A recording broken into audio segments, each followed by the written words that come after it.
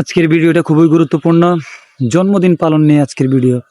তো ইসলামী শরীয়তে কি জন্মদিন পালনের কোনো ভিত্তি আছে কি নেই সেটাই নিয়ে আজকে কথা। তো প্রথম কথা হলো যে ইসলামী শরীয়তে জন্মদিন পালন করার ব্যাপারে কোনো ধরনের সুনির্দিষ্ট দলিল নেই। নবী করিম সাল্লাল্লাহু আলাইহি সাল্লাম এবং সাহাবায়ে কেরামদের যুগে জন্মদিন পালনের কোনো রেওয়ায়ত পাওয়া যায় না। তো নবী করিম সাল্লাল্লাহু আলাইহি ওয়াসাল্লাম তার জন্মদিন কালে তিনি কি করতেন, আর আমরা কি করি? আমরা আমাদের জন্মকালে আমরা কি করি? বিভিন্ন ধরনের আইটেমের উদযাপন করি, আমরা খাবার দাবার উদযাপন করি, পার্টির উদযাপন করি।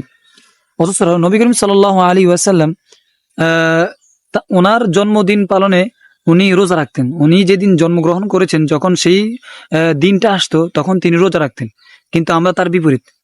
আমরা কি করতেছি? আমরা সেই জন্মদিনে রাসূল রাখতো রোজা, পানাহার থেকে বিরত থাকতেন, আর আমরা পানাহারের অ্যারেঞ্জমেন্ট করি, আমরা খানার আয়োজন করি। অথচ আল্লাহ তাআলা বলেছেন যে তোমরা রাসূলের অনুসরণ করো, রাসূলের অনুসরণ করলে তোমরা আমার থেকে আমার মাগফিরাত পাবে। তো যারা যারা এখনো, আর হাদিসে আসছে মান তাশাব্বাহা বিকওমিন ফাহুয়া মিনহুম, যারা কোনো জাতির সাদৃশ্য অবলম্বন করবে তারা তাদের অন্তর্ভুক্ত হয়ে যাবে। সুতরাং এখন আপনি যে আপনার জন্মদিন পালন করতেছেন, আপনি কার অনুসরণ করে আপনি জন্মদিন আপনার পালন করতেছেন, এটা একটু চিন্তা করুন।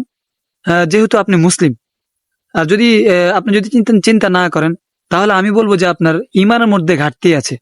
আপনার ইমানের দুর্বলতার কারণে আপনি ইসলাম শরীয়ত থেকে অনেক দূরে চলে গিয়েছেন।